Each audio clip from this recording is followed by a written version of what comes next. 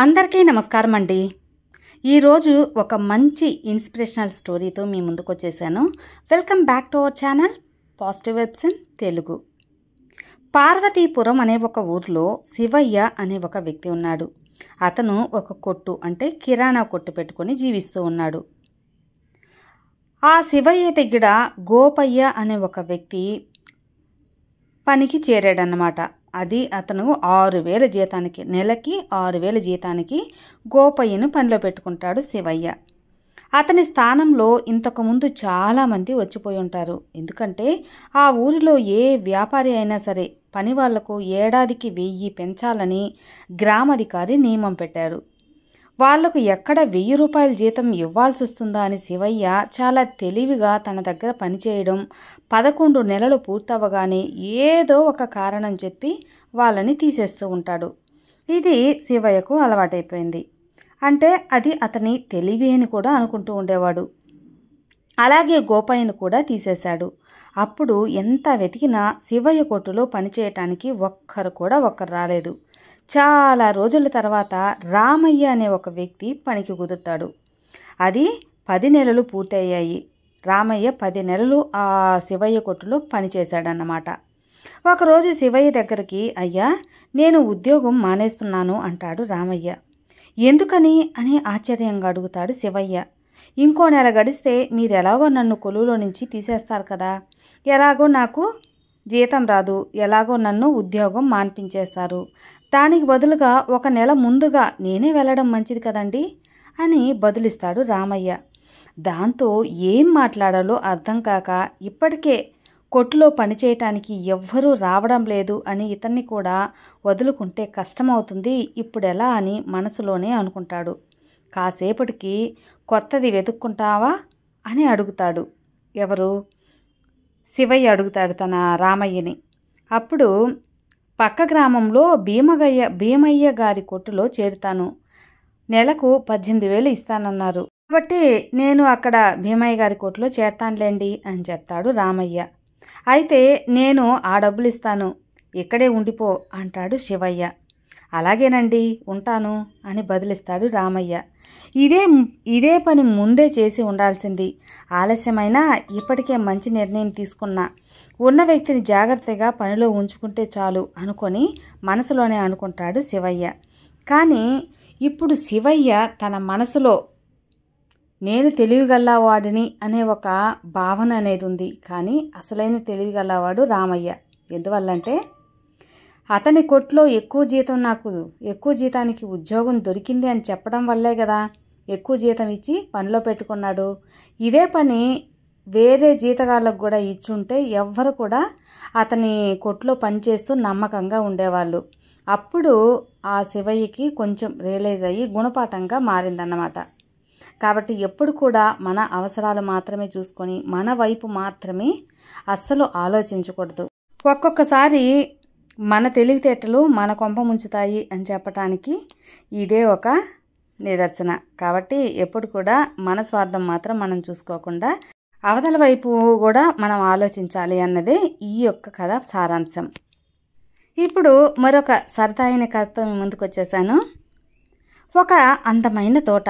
ఆ తోటలో చాలా పువ్వులు అనేది ఉన్నాయి. ఆ తోటలో ఒక పువ్వు మీద ఒక సీతాకోకచిలుకొచ్చి వాలింది. దాన్ని ఎలాగైనా తినాలనుకొని ఒక ఊసర వెళ్ళి నెమ్మదిగా దాని దగ్గరికి వెళ్తూ ఉంది. ఎలాగైనా సరే ఈ సీతాకోకచిలుకని మచ్చిక చేసుకోవాలని ఆ ఊసర వెళ్ళి దగ్గరకు వస్తే ఎగిరిపోతుందనే ఉద్దేశంతో నెమ్మదిగా మాటలు కలుపుతూ ఉంది. నేస్తమా, నిన్నేమీ నేను అనను, నాకంటే నీ దగ్గర ఎక్కువ రంగులున్నాయి, అందుకే పలకరిద్దామని ఇలా వచ్చాను అంటుంది ఊసరవిల్లి. ఆ ఊసరవిల్లి మాటలకు మాయలో పడిపోతుంది సీతాకోకచిలుక. పక్క నుంచి ఇదంతా గమనిస్తున్న రామచిలుక ఊసరవిల్లి పన్నాగాన్ని పసిగట్టేసింది. సీతాకోకచిలుకని హెచ్చరించింది, ఆ రంగులు మార్చే ఊసరవెల్లిని నమ్మద్దు సీతాకోకచిలుకమ్మ, వెంటనే ఎగిరిపో, వేరే చోటుకు వెళ్ళిపో అంటుంది. ఆ మాటలు విన్న సీతాకోకచిలుక వెంటనే వేరే చోటుకి వెళ్ళిపోతుంది. నోటి వరకు వచ్చిన తిండిని తినకుండా చేస్తావా, నీ అంతు చూస్తా ఉంటా అని ఊసరవెల్లి చాలా కోపంతో అలాగే ఉరిమి చూస్తుంది చిలక వైపు. పోయ్, సీతాకోకచిలక ప్రాణాలే నేను కాపాడాను, మరి నా ప్రాణాలు నేను కాపాడుకోలేనా? నా ప్రాణాలు కాపాడినందుకు ధన్యవాదాలు మిత్రమా అని వెంటనే పక్కన నుంచి సీతాకోకచిలుక చెప్తుందన్నమాట. ఏ కాస్త ప్రమాదం ఉందనిపించినా వెంటనే అక్కడి నుంచి వెళ్ళిపోవాలి. ఎవ్వరిని గుడ్డిగా నమ్మకూడదు. అసలు ఊసరవెల్లికి నీతో ఎందుకు ఇంత మాటలు కలపాల్సిన అవసరం? నీతో ఎందుకు స్నేహం చేస్తుంది అని పసిగట్టలేవా? ఎవరైనా సరే నిన్ను పొగుడుతున్నారు అంటే నమ్మొద్దు. ఎందువల్లంటే వాళ్ళు నీకు అపాయం తలపెడతారు. నీ దగ్గర ఏదో ఆశించి వస్తున్నారు. కాబట్టి జాగ్రత్తగా ఉండాలి అని చిలక బాగా చెప్తుంది. ఇవన్నీ వింటున్న ఆ ఊసరవెల్లికి కోపం వచ్చేసి, ఉండు నిన్ను తింటాను అని చెప్పి చిలక వైపు ఆ కొమ్మపై నుంచి ఈ కొమ్మకి దూకుతుంది. అంతే, చిలక ఒక్క పట్టున ఎగిరిపోతుంది. ఎగిరిపోయిన వెంటనే ఆ కొమ్మ ఖాళీగా ఉండటం వల్ల ఊసరవెల్లి ఆ కొమ్మను పట్టుకోలేక కింద జారి పడుతుంది. తర్వాత ఆ చెట్టు కింద ఉన్న ఒక బండరాయి మీద పడి ప్రాణాలు విడుస్తుంది ఊసరవెల్లి. తర్వాత సీతాకోకచిలుక చెప్తుందనమాట, నువ్వు జాగ్రత్తగా ఉండాలి. ఎక్కడ ఏ ప్రమాదం వస్తుందో పసిగట్టి ఉండాలి. ఎక్కడ నీకు అనుమానం వచ్చినా అక్కడ ఉండవద్దు. కాబట్టి ఎవరైనా నిన్ను పొగుడుతున్నా, ఎవరైనా నీకు ఏదైనా ఆశ చూపించినా, నీతో స్నేహం చేస్తానని పగటి మాటలు చెప్పినా వాళ్ళల్లోని మాటల్లోని మర్మం అనేది తెలుసుకోవాలి. కాబట్టి నువ్వు జాగ్రత్తగా ఉండాలి మిత్రమా అని చిలక సీతాకోకచిలకి ఎన్నో హితలు కూడా చెప్తుంది. నువ్వు మిత్రమా నా ప్రాణాలు కాపాడినందుకు చాలా ధన్యవాదాలు అని కూడా చిలుక రెండు కూడా స్నేహపూరితంగా ఉంటాయి. ఇది చాలా చిన్న కథ అయినా ఇందులో చాలా అర్థం అనేది ఉందండి. ఎందువల్లంటే మన నిజ జీవితంలో లాగే ఊసరవిల్ల లాంటి మనుషులు చాలామంది ఉంటారు. మన పాటికి మన పని చేసుకుంటూ ఉన్నా, మన నుంచి ఏదైనా ఆశించినా, లేదా మనకు ఏదైనా అపాయం తలపెట్టాలనుకున్నా, వాళ్ళ స్వార్థం కోసం మనకు ఏదైనా సరే కీడు తలపెట్టాలన్నా మనలతో మంచిగా ఉండటం స్టార్ట్ చేస్తారు. ఎక్కువగా పొగుడుతూ ఉంటారు. వాళ్ళని అస్సలు నమ్మొద్దు. ఎందుకు ఊరికే పొగుడుతూ ఉన్నారు అంటే మన నుంచి ఏదో వాళ్ళకి కార్యం కావాలి అని.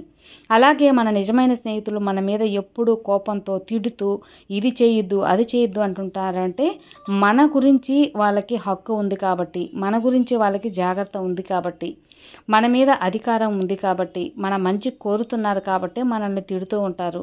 అలా తిట్టినప్పుడు వారిని మనం ద్వేషిస్తూ ఉంటాం. అలా ద్వేషించకుండా వాళ్ళు చెప్పే మంచి మాత్రం తీసుకొని వాళ్ళే నిజమైన మిత్రులు అని గ్రహించాలి. ఎవరైతే అనవసరంగా సందర్భం లేకుండా మనం పొగుడుతూ ఉంటారో, మనల్ని కొంచెం ఉబ్బిస్తూ ఉంటారో వాళ్ళకి మన నుంచి ఏదో ఆదాయం ఉందని గ్రహించాలి. కాబట్టి మీ చేతులారా మీ యొక్క ఆపదని మీదే కొని తెచ్చుకోవద్దు, ఎవరి మాయ మాటలకు లోనవ్వకూడదు అని ఈ కథలోని సారాంశం. నచ్చాయా? ఈ కథలు కూడా మీకు నచ్చుంటే తప్పకుండా లైక్ చేయండి, మరికొంతమందికి షేర్ చేయండి. ఇలాంటి మంచి మంచి స్టోరీస్ అలాగే మంచి మంచి మోటివేషనల్ వర్డ్స్ కోసం మన ఛానల్ని సబ్స్క్రైబ్ చేసుకోండి. మరో మంచి వీడియోతో మళ్ళీ కలుద్దాం. అంతవరకు have a good day friends. Thank you for watching. Bye.